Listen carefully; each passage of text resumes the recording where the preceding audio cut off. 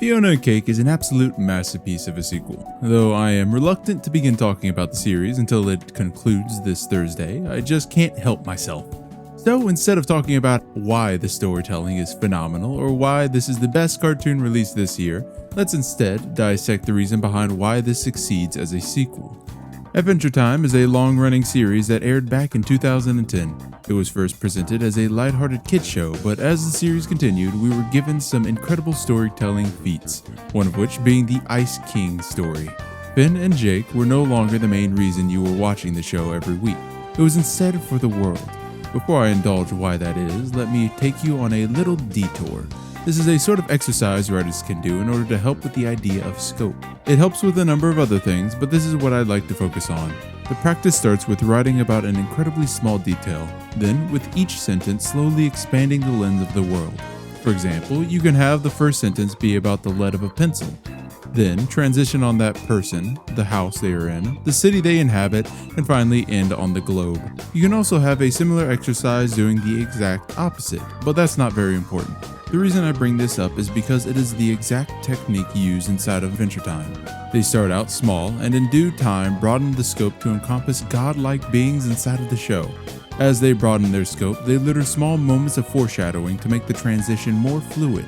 They've done this over the span of 10 seasons, resulting in a world brimming with so much character that is indistinguishable from an actual character from the series. The only debate you might have with that is Season 8, since it builds more on Finn's past than it does on the world itself. But I believe that since they introduced several continents as well as an island of a presumed extinct race of people, that it builds equally on the world as it does Finn's origin story. The only reason I'm even talking about this is because of how beautifully Finn and Cake fits into this narrative. Because of the events of the final season, they left everything on a bit of a cliffhanger. Betty combined with Golb, an entity whose presence is only more terrifying due to its lack of screen time. And the Ice King had just been reverted back to his human form after losing the love of his life. If this was any other character in the series, then this closure would have been completely justified. The only problem is that this isn't any character in the series. It's Simon freaking Petrikov, a person whose history is so ingrained into the series that he is the most interesting man in it. I without a doubt love everything they did with this character in Adventure Time. Instead of making him some goofy villain, they gave him a tragic reason behind his insanity. Though this might be my terrible memory acting up, I cannot think of a single joke villain written better than the Ice King. So imagine my excitement whenever they revealed Simon was going to be a part of the main cast in Fionna and Cake. Let me tell you, I was over the moon. The person most connected with the world of Adventure Time was also going to be our tour guide. Chef's kisses all around, mwah, mwah. And because of the events in Season 10 of Adventure Time, we are given the perfect setup to continue Simon's story. Now, let's talk about Fionna and Cake. Though Fionna and Cake are both from the original series, their use in this series is done with the purpose of building them from scratch. Think of it like this. Finn and Jake's story was completed in Adventure Time, so there would be no reason to add the exact same characters into the story. They instead use Fionna and Cake as familiar yet blank canvases to draw upon. That gives the writers the ability to characterize them in a completely new way while also providing a new perspective on the world. Because the cast of characters they chose had incomplete stories, it gave a reason behind there being a sequel. It wasn't simply to wring dry the concepts of old, but to continue a story people wanted to continue. There was also a possibility for all of this to fall apart, however. It all fell on Simon Petrikov. Simon in the series is viewed as being stricken with depression. He's lost all purpose, unable to live a normal life in a world representing anything but normal. And sometimes, people just don't want to see that. They want their characters to have a happily ever after. They don't want to see a character jump into depression the very next season. The reason behind this is because we don't get to see what brought them into that depression. All we see is a betrayal of that character. Take Luke Skywalker as an example. He went from a happy, believe in your friends and the good inside of people kind of guy, to a let me be sad on my island alone. The change in characterization is so drastic, I need to see how that happened rather than it being presented to me in a 5-minute flashback. That's similar to what they did to Simon Petrikov. They had a goofy, crazy Ice King who changed into Simon in the final episode of Adventure Time. The change in character is so drastic, yet here it works. That's because even though Simon isn't insane, he still shares the exact same desires as the Ice King. He doesn't want to be lonely anymore. The change from Ice King to Simon was also supported due to the large amount of lore they built up for him. So this transition doesn't feel like a betrayal of the character, but the expected next steps for his character to grow. Now that we've set up the absolute best cast of characters for a sequel, let's talk about how the show respects the audience. Adventure Time was always filled with small hints of lore throughout the series. For example, one episode shows a hologram of Earth with a giant hole in the side of it. This led to several speculations and theories about what happened to Earth. So it comes to no surprise that each episode of Fionna and Cake is filled to the brim with callbacks to the original series.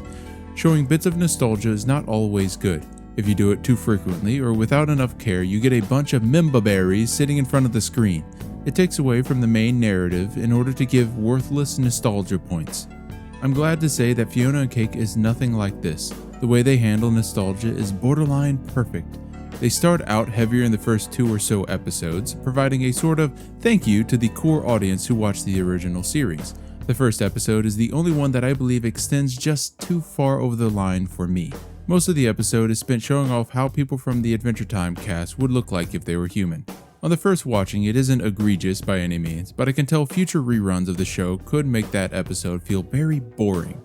Where Fionna and Cake exceeds is in its later episodes.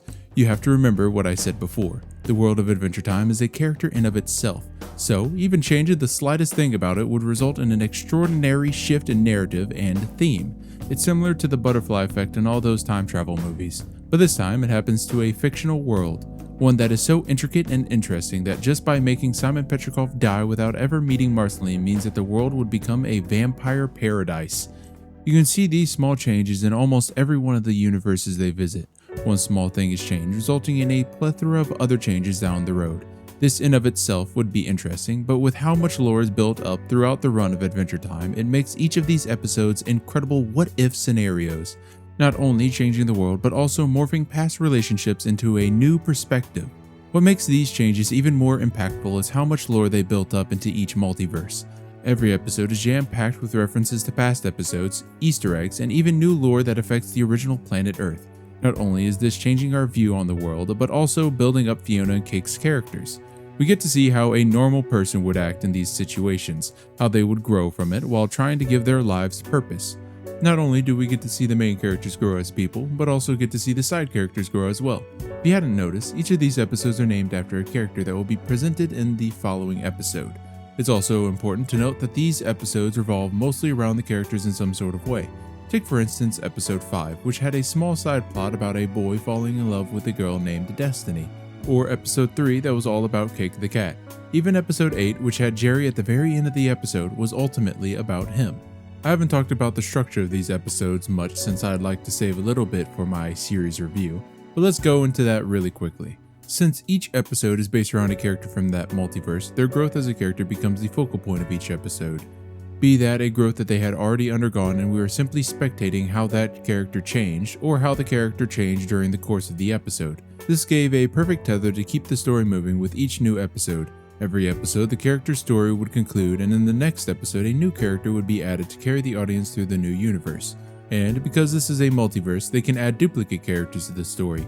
Take Simon and the Ice Prince as an example. It's incredible to see how much love and care is jam-packed into each of these 20-minute episodes, putting to shame movies that are unable to do the same thing in 2 hours. It is because of their attention to detail that we are rewarded with a masterclass on how to create an effective sequel. Their attention to detail, their choice in the main cast, their callbacks to previous episodes, their characters' growth, their respect for the audience's intelligence, the writing, their choice in multiverses to visit, it's all perfect. Even though Adventure Time ended 5 years ago, it's obvious that there are more stories they are capable of writing if only given the chance. I do have one problem with the series though, but I will save that for the series review. But as of right now, I'm excited to see what the final episodes give us. Thank you guys for watching, like, comment, subscribe, and as always, Johnny!